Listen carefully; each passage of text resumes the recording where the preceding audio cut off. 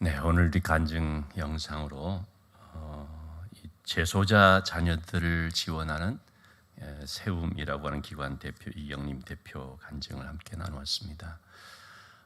우리가 이런 간증을 볼 때마다 저런 일 하고 있는 사람들이 있구나, 이렇게 지나가 버리면 안 되고, 참 우리 믿는 사람들이 그리고 교회가 해야 될 일들이 정말 많구나.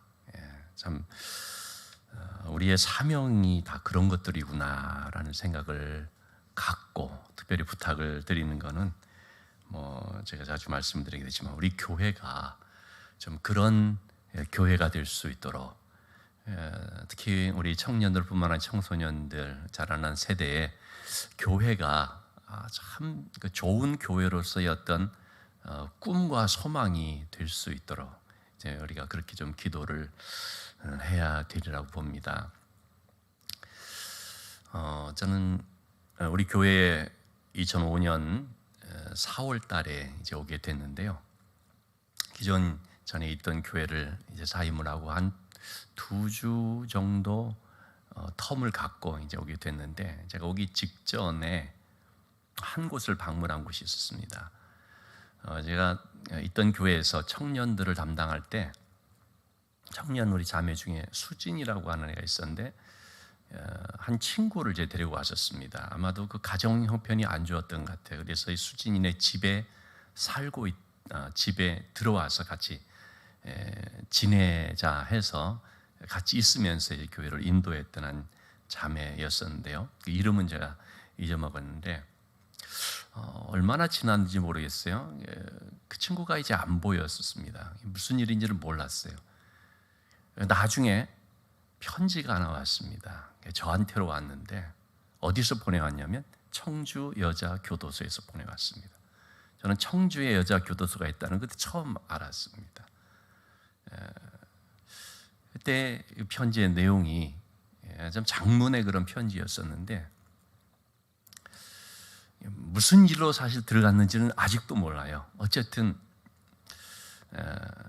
그 애가 뭔가 좀 범죄에 연루돼서 이제 들어간 것이죠. 그래서 아마도 몇 년 아마 형을 이제 사는 가운데 있었던 것 같은데, 이제 그 교도소 안에서 나름대로 좀 은혜를 받았는지 자기의 어떤 그런 참 이제 뉘우치고 또 뭐 좀 이렇게 새롭게 되기를 바라는 거, 이런 내용들을 쭉 이렇게 했던 것 같아요. 쭉 이렇게 기록을 해서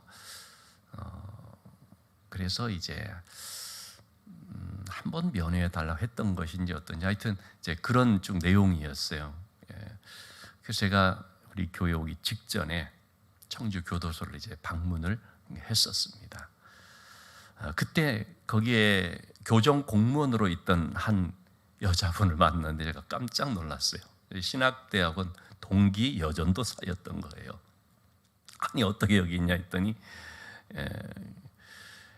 이제 그 우리 신학교에서 기독교 교육과를 나왔는데, 이제 그러고 나면은 아마 교정 공무원으로 응시할 수 있는 자격이 주어지는가 봐요. 이제 그래서 자신은 그냥 주말에는 이제 파트로 교회 전도사로 있으면서 그다음에 자기의 정식 직업은 이제 이렇게 교정 공무원으로 있다고 하면서 좀 얘기를 나눈 적이 있었습니다. 그러면서 참 여자 교도소의 그 재소자들에 대한 얘기도 듣고, 이런 게 정말 중요한 사역이구나 하는 것을 좀 접했던 기억이 있습니다. 오늘 우리 간증을 들었지만, 부모나 혹은 부모 중에 한 명이 범죄자가 돼서 자녀들이 이렇게 홀로 내버려지는 상황이 될 때 참 자녀들이 얼마나 힘들고 어렵게 지내게 될 수가 있겠습니까? 무엇보다도 그들에게 상처도 물론 큰 문제지만 정상적으로 잘 자라지를 못하게 되다 보면 이 아이들 역시도 또 앞으로 혹 범죄에 연루될 수도 있는 그런 위험한 것들도 있을 수가 있는 거 아니겠습니까? 그런 점에 있어서 오늘 우리 정희삭 전도사님이 이제 이걸 택해서 편집을 해줬는데 참 이런 간증들을 통해서 이런 내용들을 소개를 해준다는 것은 우리 믿는 사람들에게 굉장히 중요한 의미가 있다고 봅니다. 왜냐하면 이러한 것들을 접하지 않은 경우에는 우리가 참 우리 교회 다니는 사람들, 예수 믿는 사람들이 그래도 세상 사람들에 비해서 얼마나 선합니까? 그렇죠? 좋은 뜻을 갖고 있지 않습니까? 근데 이렇게 선한 뜻과 좋은 마음을 갖고 있지만 뭘 해야 할지를 모르는 거예요. 세상을 너무 모르다 보니까, 왜냐하면 우리는 소위 말하는 이너서클이라고 우리끼리 만나는 거거든요. 물론 세상 속에 직장 생활도 하고 뭐 그런다 하지만은 실제적인 친밀한 교제를 나눌 수 있는 그룹은 다 우리 비슷한 그런 그룹들이거든요. 그러니까 세상에 얼마나 험악하기도 하고 힘들기도 하고 좀 상처가 나기도 하고 이런 부분들의 것들을 우리는 잘 모르는 거예요. 저는 그 신학대학원 다닐 때 80년 말, 이제 90년 초였는데요. 지금은 이제 다 재개발됐죠. 봉천동이라는 게 여러분 그때 우리 나이 드신 분들은 알겠습니다만은 서울의 봉천동 그러면 산동네, 달동네로 유명하죠. 제가 봉천동에 가서 좀 봉사활동을 하면서 깜짝 놀랐습니다. 아까 그 간증에도 좀 나왔지만은 집이 뭐 정말 조그마한 방 하나 정도 있는 집들이잖아요. 탁탁 붙어서 화장실 같은 거 없죠. 그 동네에 있는 그 야외 화장실에 가서 순서를 기다려서 그렇게 일을 봐야 되는 그런 지역들인 거죠. 물론 연탄 뭐 배달에다가 쓰면서 뭐 하기도 하고 참 그런 것들을 보면서 교회가 할 일들이 바로 이런 것들이고 또 얼마나 많은가 이제 그런 생각들도 이제 할 수가 있었던 것인데 어쨌든 여러분 우리는 그저 좋은 마음만 갖는 것이 아니고요. 정말 사회와 밀접하게 관계돼서 그래서 이 사회 속에 스며들어가 있고 이 사회 속에서 지금 우리가 참 도와야 될 그 어린 영혼들 또는 연약한 심령들을 찾아가면서 자꾸 우리 섬기고 또 베풀고 또 좀 돌보고 기도해주고 그런 일들을 많이 감당을 이제 해야 되겠다는 것입니다. 이번에도 우리 장애 가족들 위해서 섬기는 그런 사역들 했지만요. 참 그 일이 저는 이렇게까지 기대를 못했던 건 그냥 그렇게 한번 힐링 위로를 해준다 그런 차원이었는데 그런 정도가 아니었던 거예요. 지금도 계속해서 그 여파들도 있고 한데요. 정말 하나님께서 정말 기뻐하시고 정말 하나님께서 참 우리에게 너무 귀한 사역을 감당할 수 있게 주셨다 하는 마음이 들어진 참 감사한 일이었습니다. 이번에 우리 그 장애인 그 가족들 이렇게 진행을 하면서 사실 처음에는 그냥 우리 교회에서 몇 가족들을 선발해서 진행해 볼까 했었는데 그러지 않고 직접적으로 그 담당하는 기관을 통해서 하는 게 좋겠다 생각을 했는데 그게 이제 잘한 것이었죠. 근데 그렇게 해서 진행을 했는데 그 기관에서도 이러한 그 여행을 이렇게 추진할 때에 저는 참 그런 용어도 이제 이번에 처음 봤습니다. 교통약자. 이러한 사람들을 돕기 위한 그런 사회적 기업인 여행사가 있었던 거죠. 그런 것들이 좀 있는 것 같습니다. 그래서 거기서 이 여행을 맡아 하면서 그래서 이번에 몸이 불편하거나 혼자 이렇게 있기가 어려운 그런 아이들을 케어할 수 있도록 그곳에서 좀 몇 명의 사람들이 와가지고 정말 힘든 아이들은 1대1로 좀 밀착해서 끝까지 이렇게 2박 3일 동안 돌봐주는 그런 일이 있었거든요. 그게 바로 사회적 기업 이제 무슨 여행사 해가지고 되는데 제가 그래서 느낀 것이 교회는 바로 사회적 교회가 되어야 된다. 교회는 공익적 교회가 된다 하는 걸 아주 굉장히 깊이 생각을 했습니다. 저는 우리 교회가 참 할 일이 많지만 그 중에 한 가지 전에서부터 제 마음속에 꼭 돕고 싶은 한 기관이 있습니다. 그건 뭐냐면 성폭력을 당해서 그 쉼터 이런 데 있는 너무 그 힘든 여성들입니다. 왜냐하면요 그런 데들 보니까 도와주는 것들이 별로 없어요.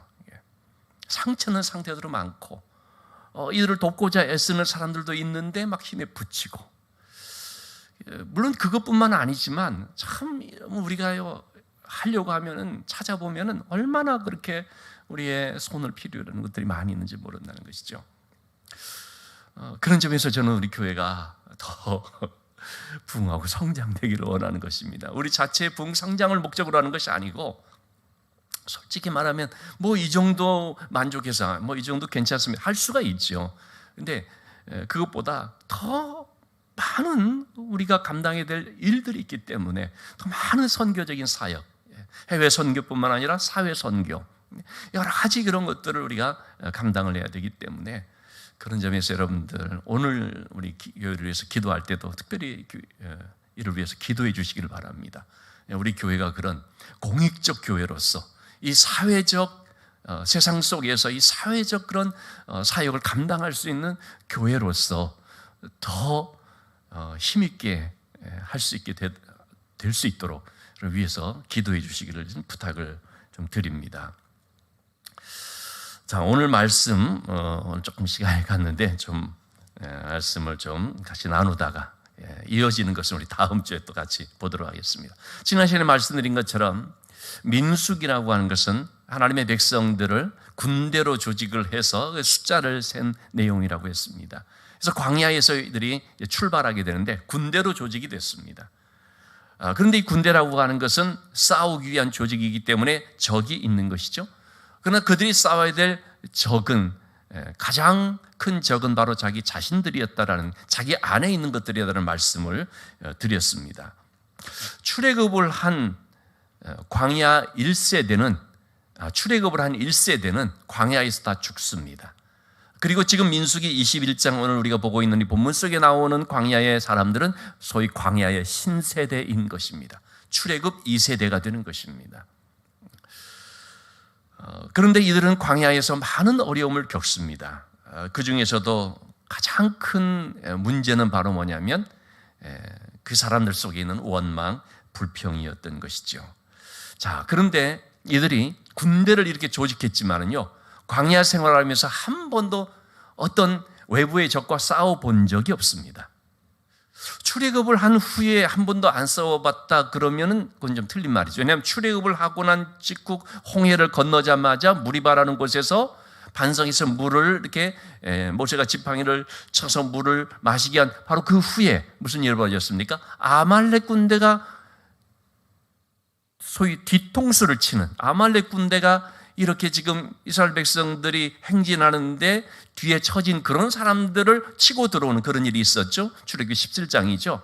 그때 모세가 산에 올라가서 손을 들자, 지팡이를 가지고 손을 들자, 여호수아가 군대를 조직해 나가서 싸우는 이스라엘 군대가 이기고, 이 모세의 손이 내려오면은 그럼 또 이스라엘 군대가 지고 하는 그런 일이 있었잖아요. 그런데 모세의 손이 끝까지 들려짐으로써 마침내 여호수아 그들을 아말렉을 쳐서 이기는 일이 있었죠. 그게 이제 첫 번째 전쟁인데, 그것은 출애굽을 한 직후 시내산에 가기까지 그 과정 속에 있었던 한 번의 그런 사건이었습니다. 한 번의 전쟁이었습니다. 그 후에는 출애굽기나 레위기, 민수기, 신명기를 보면요, 전쟁의 기록들이 없습니다. 물론 민수기 21장 이때부터 이제 나오기 시작하는 거죠. 그러니까 이제 광야에서 40년 동안 이 방황을 하게 되는데, 그 광야의 끄트머리 부분에서 이제 드디어 이들이 전쟁을 하게 되는 첫 번째 전쟁에 대한 기사가 나오는 것이 오늘 우리가 읽은 말씀 이제 앞부분입니다. 1절에 보면 가나안 사람 아라세 왕이 이 이스라엘에 이렇게 온다는 소식을 듣고서 그 이스라엘 사람들 중에 몇 사람을 쳐서 사로잡은 것입니다. 여러분, 지금까지 군대는 조직이 되었지만 한 번도 싸워보지 않았던 이 백성들이 막상 실전을 당하게 되었을 때 어떤 마음이 들까요? 여러분, 실전에 들어가면은 굉장히 당황이 되고요, 때로는 무섭기도 하는 것입니다. 연습은 많이 했지만 막상 실전이 되면요, 이거는 차원이 다른 것입니다. 실전이지 않습니까? 그래서 이들은 아마도 굉장히 두렵고 당황했을 것입니다.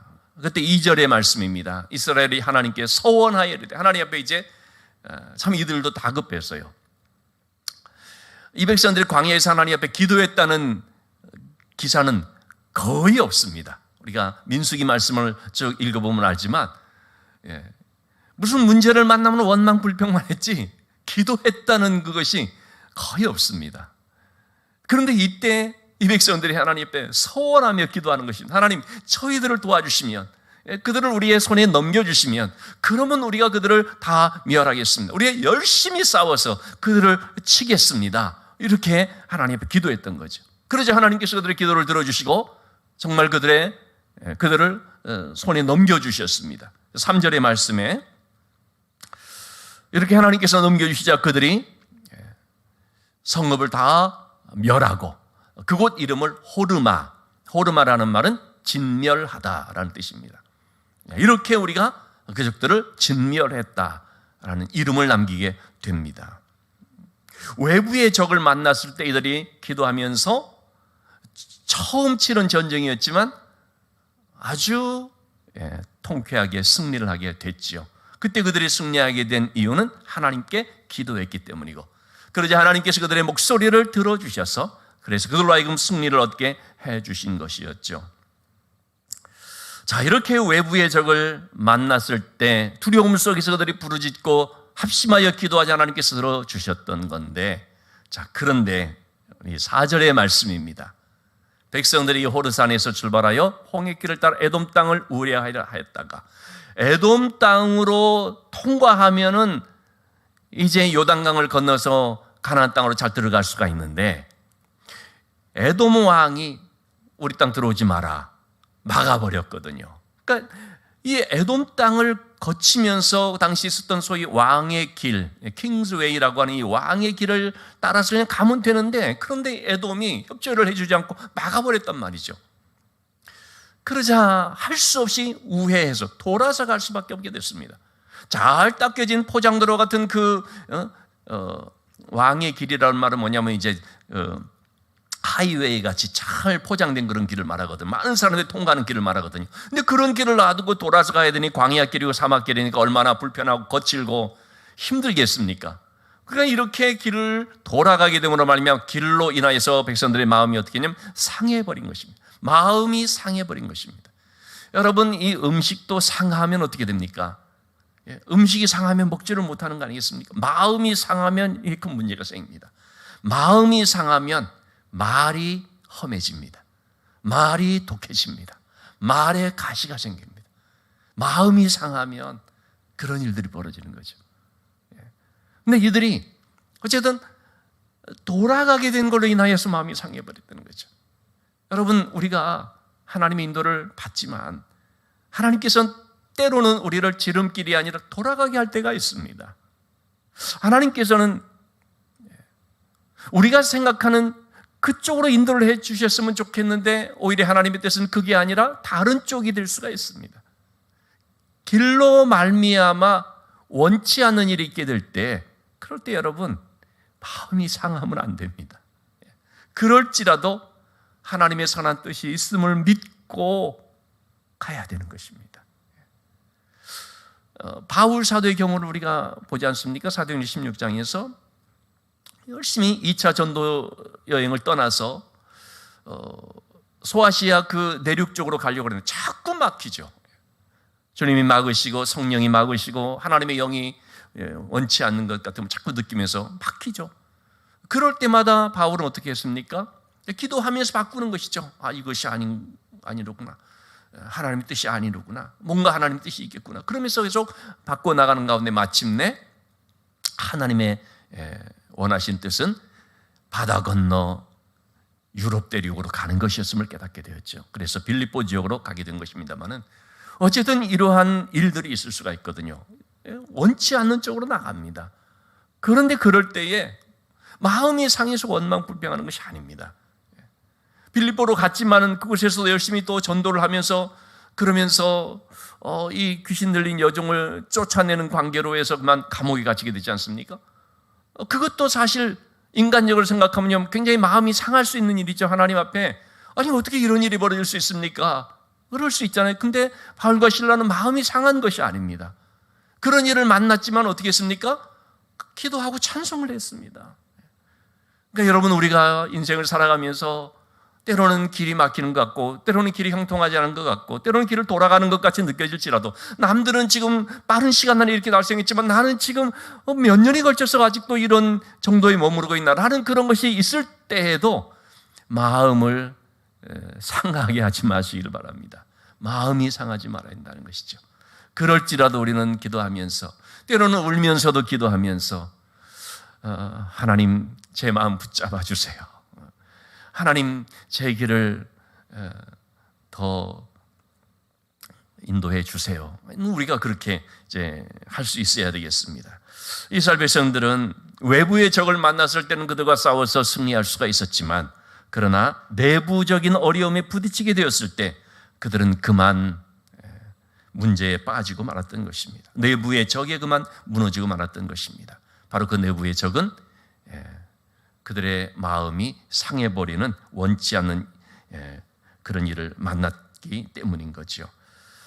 자, 그런 점에 있어서 여러분, 우리가 인생을 살다 보면은 속상하고 마음 상하게 되는 일들이 있는데, 뭐 부부간에도 또는 자녀의 일들로 인하여서, 물질 문제 때문에, 또 직장에서 혹은 교회 안에서조차도 사람들과의 관계 속에서 마음 상하게 되는 것들이 있을 수가 있지 않습니까? 내 마음에 들지 않는 것들이 있을 수가 있지 않습니까? 그럴 때 마음 상하지 않고 우리가 그 문제를 가지고 항상 하나님 앞에 엎드려 기도해야 되는 줄로 압니다. 그래서 하나님께서 주관해 주시도록, 하나님께서 인도해 주시도록 더욱더 기도해야 되겠습니다. 자, 그러면서 그들이 마음을 상하게 됐을 때 이제 원망을 하게 되는 것이죠. 5절의 말씀 보면, 백성이 하나님과 모세를 향하여 원망하여 어찌하여 우리를 애굽에서 인도해 내서 이 광야에서 죽게 하는가.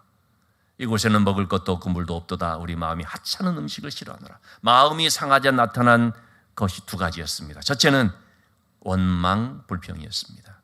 마음이 상하자 그들에게서 쏟아져 나온 것이 원망. 원망은 독한 말입니다. 자, 원망. 그리고 두 번째는 뭡니까? 하나님 주신 은혜를 깡그리 잊어버리는 것입니다. 애굽에서 인도해낸 은혜는 얼마나 놀라운 은혜입니까? 구원의 은혜라는 것은, 이것은 죽음에서 살려주시는, 죽음에서 건져내 주시는 그런 엄청난 은혜입니다. 근데 이것을 무시해버리는 거죠. 그리고 하나님의 주신 귀한 만나, 하나님의 돌봐주심, 이것을 뭐라고 말합니까? 하찮은 것이라고 여겨버리는 거죠. 왜 이런 일이 벌어졌다고요? 마음이 상하니까. 그러니까 원망이 되어버리고 하나님 주신 귀한 은혜를 하찮게 여겨버리더라는 거죠. 여러분, 우리는 이 실수를 범하면 안 되는 것입니다. 결국은 이 문제가 무슨 문제입니까? 믿음의 문제죠. 즉 하나님을 향한 신뢰의 문제인 것입니다. 이후의 말씀 우리 다음 주에 이어서 살펴보도록 하겠습니다. 자, 이럴 때 이제 모세가 처방해 준 것이 하나님 바라보도록 하는 것이었는데, 자, 여러분, 우리가 어떤 일을 만났을 때 그 일로 인하여서 힘들고 어려운 지경이 되거나 혹 내 마음이 좀 상할 것 같은 그런 것이 되었을 때, 하여튼 길을 써서 우리가 하나님 바라봐야 될 줄로 믿습니다. 십자가의 은혜를 붙잡고 신음하면서 기도해야 될 줄로 믿습니다. 여러분, 오늘도 우리가 기도의 제목들이 있는데, 이게 내 마음을 참 쓰게 하고 내 마음을 참 상하게 하는 어떤 그런 일이라고 한다면, 여러분, 이걸 가지고 하나님 앞에 내어놓고 우리 간절하게 엎드려 기도하면서, 하나님 도와주세요. 저를 불쌍히 여겨주세요. 이것이 큰 은혜의 계기가 될 수 있게 인도해 주세요. 이것이 결코 재앙이 아니라 하나님의 설하심을 이루신 그런 밑거름이 될 수 있게 해달라고, 그렇게 하나님 앞에 부르짖어 기도할 수 있는 시간이 되기를 바랍니다. 참 이 부족한 백성들도 하나님 앞에 부르짖어 기도했더니 하나님께서 들어주셔서, 그래서 외부의 대적들을 이길 수 있도록 인도해 주셨지 않습니까? 그처럼 하나님께 우리가 믿음으로 또 간절하게 엎드릴 때 합심하여 함께 기도하면 하나님께서 분명히 인도해 주실 줄로 믿습니다.